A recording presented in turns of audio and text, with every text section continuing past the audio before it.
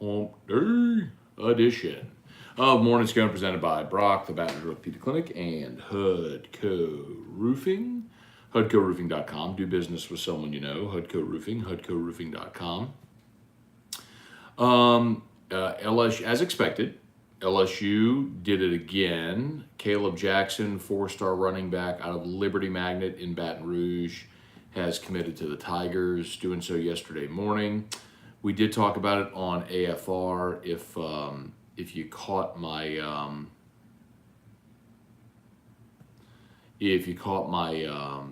my open on AFR yesterday, we also had Kaleb Jackson's coach Corey Lindsey from Liberty Magnet on AFR yesterday. Unfortunately, the licensing police on YouTube withdrew our show from YouTube yesterday, AFR, because of licensing, I guess some licensed music or something that we had on the show. But you can always go back and listen to it on demand if you want at iTunes or Spotify. Just search after further review. I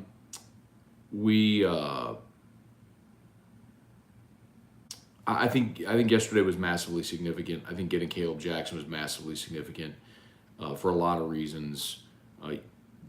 Louisiana kid, we've been talking about keeping the best prospects home. Check. You beat out Bama and A&M for him. Huge, obviously. Check. It's validation for Frank Wilson, who during his first go-round here was so good at keeping the best running backs in state. Check. So for a lot, and then you just look at the running back position where there's a good possibility you lose John Emery and Noah Kane after this year, and one of Bradford or Goodwin could well transfer. I mean, you could be really thin at running back next year, so you're going to need numbers, and so that's the second running back commit you've got for this cycle. So for all those reasons, it's important. So really nice get yesterday with Kaleb Jackson committing to LSU. So all right, y'all. Let's say some good mornings. Y'all fire away with whatever you got. You know the drill here on Morning Scone. If you're on YouTube, please subscribe up to the Matt Moscone YouTube channel. Appreciate that. And smash that like button. If you're on Facebook, please like the Matt Moscone page and share the post. All right, let's say some good mornings here. Randy Bennett, Nicole Havard, Jason Austin, Glenn Laurie, Ricky Lambert. Not Licky Rambert, Ricky Lambert. Dylan James Landry. Good morning, Matt. I'm at the hospital as we speak. Got here at 5 a.m. If all goes well today, today's the day. Well, good luck, Dylan. We're hopeful for all today, and we'll be thinking about y'all. So make sure that you give us an update tomorrow, man. Hopefully there's fantastic news for everybody. David Coslin, Daniel Sunnets. Good morning. Jason Austin, what do you think about the recruiting class thus far? Yeah, man, I think kind of the same thing that I've said. I think, look, Kaleb Jackson isn't the highest rated commit in the class, but I think he's the most significant so far because he's the highest rated Louisiana prospect that you have. And I'm just not going to minimize that. Like, you've got to be able to keep the best players in state, and that's the thing I want to see. Look, they've gone and used the advantage they had, which was Brian Kelly recruited nationally. You had Kerry Cooks with him there. Jamar Cain had been at OU, was recruiting nationally some of the best defensive linemen in the country. They've leaned into that, and that's how they put together what is right now a top 10 class. Okay. But I think, and that's fantastic. That really is fantastic, and it proves that you can build classes unconventionally here. But the thing that I want to see is I want to see the best players in Louisiana stay home. You got to prove you can do that. And so I want to see that the rest of the class. That's why the Kaleb Jackson commitment was so big. That's why if they get Shelton Sampson, it's so big. I want to see him finish strong. I want to see him get Lance Hurd, the offensive lineman from Neville. Those are big to get some of the best players in the state to stay home. Kirk Taylor, good morning. All moved and settled. Somewhat happy to be home. Somewhat happy. Welcome back, Kirk. I'm sure the heat was a very welcome home gift for you, an unwelcomed welcome home gift for you. Glad y'all had safe travel, man. Stephen Fry, Jason Horn, Deborah Cowart, good morning. Quentin Breakbill, what's up? Trivia Carter, Shane Danos, Larry Garner, Tim Gotro, Cliff Nelson, good morning, good morning. Jason Mobile, man, Otter's heater continues. Is he going to abandon us this week? So Jimmy Ott yesterday was en fuego. He had two on Otterlocks. He had two games where I got to remember the score. Pittsburgh first five that hit. There was another first five. Can't recall. He also gave you Atlanta on the money line that hit. He gave you Baltimore on the money line that hit. And he went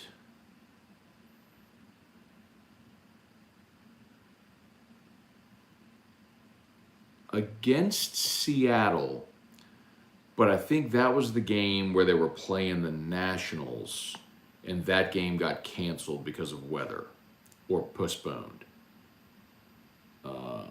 Yep, that was postponed. So the only loss was he had a money line parlay with the Twins and the Yankees, and both teams lost. In the Yankees game last night, I was livid. If y'all were at my house last night, you'd have been like, oh, man. Garrett Cole was brilliant, 7 shutout innings. Yankees were leading 3-0 going into the ninth. They got Hughes on the mound, who's been Holmes on the mound, who's been so good, and got recruiting on my mind, Jeremiah Hughes, and allowed 2 runs and didn't record an out, and left with the bases loaded, and they darn near got out of it. But Jonathan India, of all people, freaking Florida Gator, had a little bloop to give the Reds the lead with 2 outs in the top of the ninth.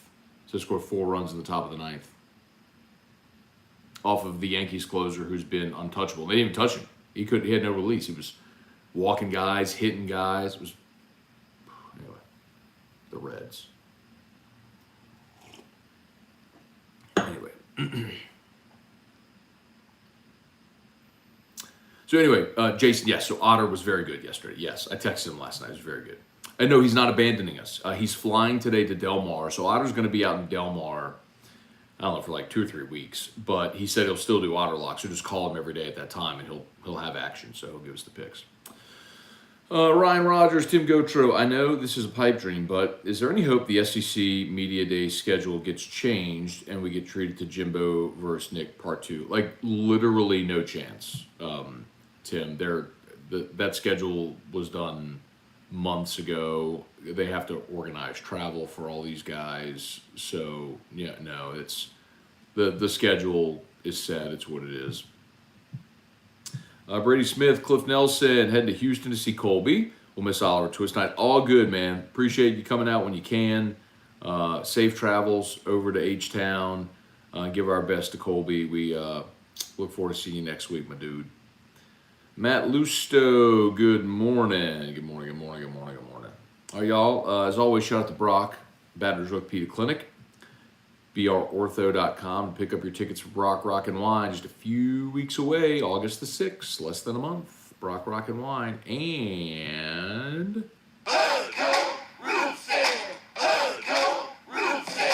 when you need a roof, call someone you know. Scone, Ontario.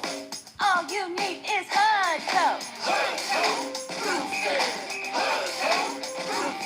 Call HUD Roofing. 364. 1007.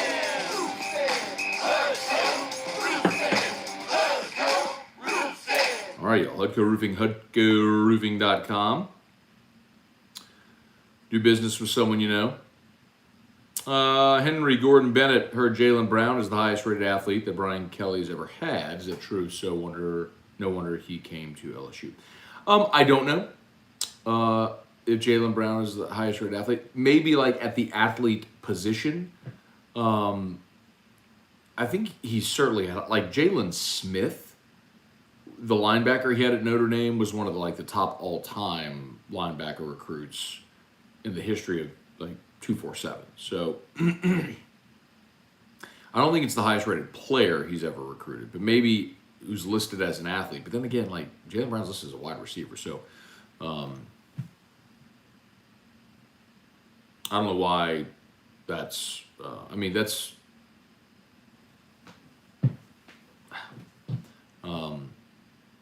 And I'll check. I'll go back and check his classes at Notre Dame, but he absolutely had higher ranked, 5-star players there. John Bro, good morning, Matt. Brian Kelly's staff's doing a great job filling needs in this class. Hashtag Shelton stays. They got to get offensive linemen for sure. They got to get receivers for sure. Shelton Sam's would be huge there. Yeah, they've done great on the offensive line or the defensive line, and in the secondary, definitely have to make sure that they fill some needs on the offensive side as well, which they will at a good time.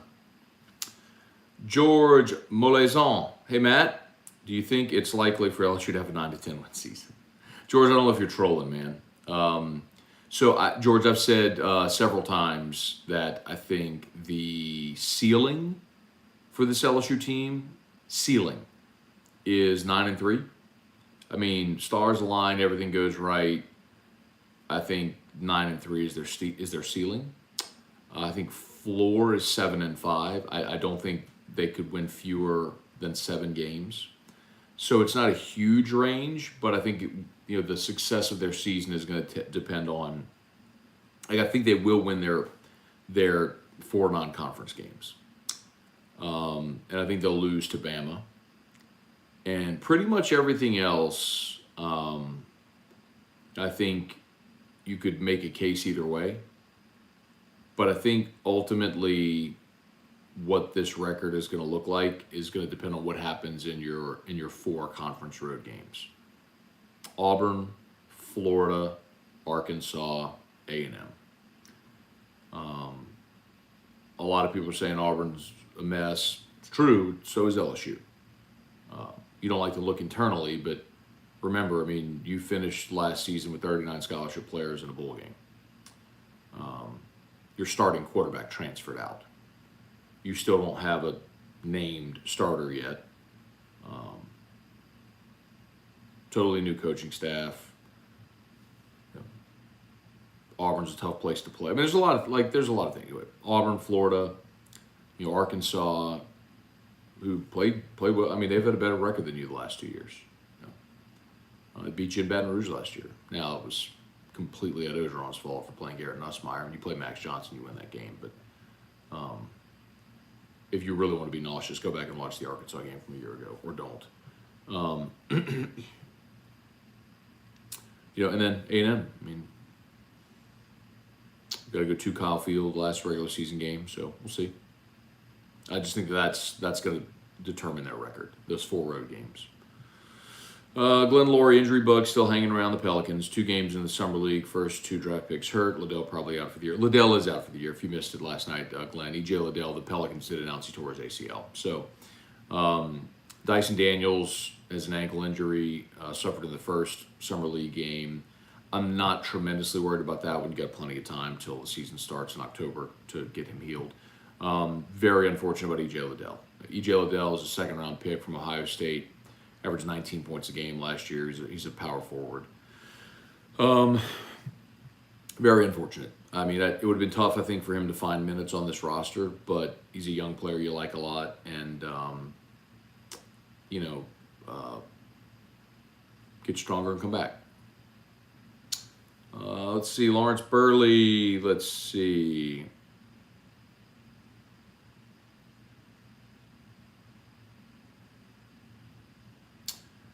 Kenneth Kyle, Matt, I love your takes. Can't go a day without hearing you now. Thanks. Thank you, Kenneth. Very kind of you, man. Thanks for being here. Tyler Alexander, good morning. Honeymoon booked last night in Cabo. Have you ever been there? Never been to Cabo. No, sir. I think I've done Mexico as ports on cruises, right? But never just a Mexico trip. I mean, everything I've ever seen there looks beautiful, right? That's awesome. Let's see. Kirk, saw your Instagram, TikTok. Did something big happen yesterday in LSU recruiting? Also, Alec Box getting a makeover. I heard that briefly yesterday. So that's the big recruiting is the title of today. In the description of today's show. Kaleb Jackson committed, running back from Liberty Magnet. Kirk, go back and scroll at the beginning of the show. Talk about that. But I think it's the most significant commitment so far in the class. And then yes, LSU at the end of this summer is going to release the findings of a fan survey that they conducted about facility improvements. They know well that there's things they have to do to Alec Box to update it, and they're going to do those. Hey, Dawn, good morning. Shelby Kelly can't stand the whole sky is falling on Brian Kelly's the GOAT. Swing of emotions for LSU fans. Even Saban wins some, loses some. Wait it out, see where they finish. I don't envy you, bro. It's all right, Shelby. I get to sit around and talk sports all day. It's not a bad gig, trust me. But yes, I mean, Nick Saban's first year at Alabama, they won 7 games, and I think they were 6-6 and won the bowl game maybe, and of course infamously lost to ULM. So yeah, usually you have a transition year. Henry Gordon Bennett, what's going on? Let's see, Brian Wynn. Morning, Matt. Any thoughts on the British Open starting tomorrow at St. Andrews? Yeah, I don't know that I have a great pick on a winner. I would very much consult Jimmy Ott on that, because they do it on his show. They have all like the analysts, the bettors, and they do consensus picks, like who are the golfers that each of the golf analysts picked in their consensus picks. If you're looking to bet it, I'm very interested to see Tiger, because he's won twice at St. Andrews and has played that course well and intentionally sat out of the U.S. Open to prepare himself physically for this. So yeah, I think there's a lot of good storylines. Links golf, I think, always looks pretty cool on TV, so I'll watch some of it. Brant Roban, how many trophies does Woodward Hires bring home? Oh, I don't know, man. A lot. Man, Shelby, sorry to see that, man. What's wrong with people, bro? Kelly Gross, let's see, George, not trolling, but I've seen a lot of 6-6 predictions. Got to believe we're going to be better than that. Hoping to be 8-4. You never know. George, like I'll say, I don't know how, like, for LSU to be 6-6. I think they'd have to lose to Florida State, win their other non-conference games, and then go 3-5 in the SEC. That means you would lose to Bama, and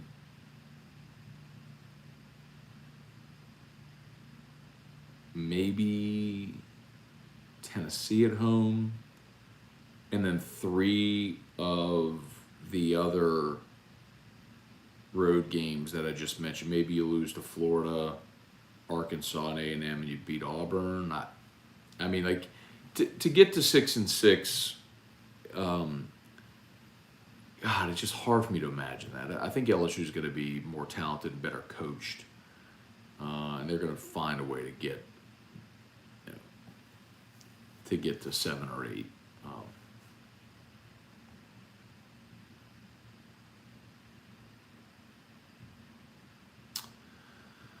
Ryan Rogers, do you think the KD trade will happen? No, it's 7:53. No, I don't. A KD trade. They meant like to the Pelicans. I do not think it'll be traded to the Pelicans. A trade, feels like if it was going to happen, it would have, right? Wendell Norman, good morning, Matt. The Eric McCoy segment was good context. Interesting to see what the Saints will do. Thank you very much. Jeremy Nusslock, morning, Matt. I recently watched some of your rants on YouTube. I love you calling Mayor Cantrell ma'am. That was all during the COVID stuff, yeah. Ma'am. Joey Metge, good morning, Matt. I missed AFR yesterday. I usually watch the replay on YouTube. Can't find it. Yeah, unfortunately, Joey, apparently there was a license claim because we used some licensed music as bump music. And so they took the video down yesterday. So what I would recommend, Joey, is you can go listen to it, though. The podcast is available. If you go to iTunes, Spotify, just search After Further Review, and you'll see our feed. And so it's hour 1, hour 2, hour 3 of every day. So you can listen to it. I appreciate it. Yeah, to everybody, too, by the way, please go subscribe up to the After Further Review podcast feed as well. A couple more. God, I got to go. Matt Lusto, what surprises would have to develop at what positions for LSU to exceed your expectations, get beyond 9 wins? The starting quarterback would have to be all SEC caliber. Your offensive line would have to just be a brick wall, despite the fact that you're really unsettled there. Your cornerbacks, despite being transfers, would have to play like Ricks and McLaughlin. You'd have to find someone to play tight end. Matt, there's too many questions, man. Like, some of that's going to happen. Absolutely. Like, all of those aren't going to come up snake eyes. I mean, you're going to get, an affirmative answer at a lot of those. It's just not going to be all of them. So that's why.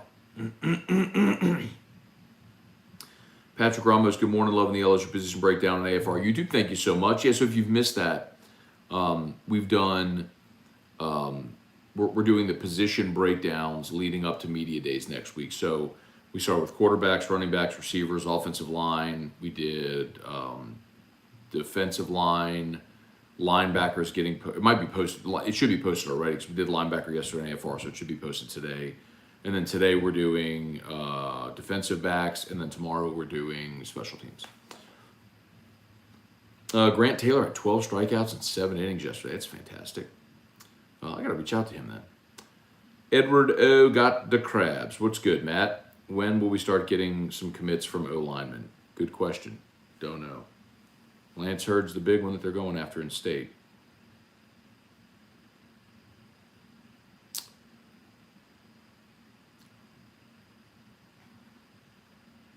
Kirk, what do we have to do to get y'all on in Lafayette? Do I need to go pick it outside of Lafayette Sports Station?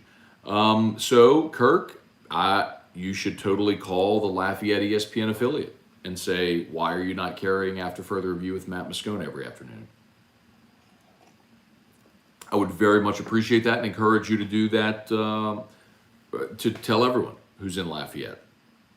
Email the station manager at the ESPN affiliate in Lafayette and say, why aren't you carrying After Further Review with Matt Moscona? We want you to carry that. That would be great. I'd love it. I'd love to be on in Lafayette. I'd love to be on in Lake Charles. I'd love to be on in Shreveport and Monroe. Yes, I would love to be on in the entire state. All right. Michael Cook, good morning. Kenneth Kyle, Matt, how soon into camo do you think Kelly names his quarterback? I think 2 weeks. Usually the first week is just shells, stretching out the legs and everything. Second week is when I think they'll compete and ultimately decide, because they'll give you 2 weeks then before the opener to run reps with your first team. Even if we don't know it, I think they'll make the decision by the second week of camp. All right, y'all, I really got to bounce. Thank y'all so much as always for watching. Shout out to Brock, Baton Rouge Orthopedic Clinic. BROrtho.com for your tickets for Brock Rock and Wine, and of course Hudco Roofing, HudcoRoofing.com. Patrick Ramos, word on who LSU's bringing to media days. Yes, BJ Ojolari, Jack Besh, Mike Jones. I knew that already, but they announced it yesterday. I think AFR should go national. I'd love it, Brandon. Okay, I gotta go. They probably heard too many of Scone's rants about UL not being Louisiana for Lafayette Station to carry AFR. It's ULL, by the way. And no, Matt, actually, there's way more LSU fans in Lafayette than there are ULL fans. Like, there's way more LSU fans in New Orleans than there are Tulane fans. So, overwhelmingly, people in this state want LSU content, and largely they're deprived of it in parts of the state, especially in Lafayette and in North Louisiana. So, I would love, love, love to be all over the state. Okay. I gotta go. Gotta get Drew up and get him to school. We'll see y'all. Thanks so much for watching. LSU Daily. Please subscribe to LSU Daily. I need to drive up those numbers. LSU Daily. Thank you so much. Peace.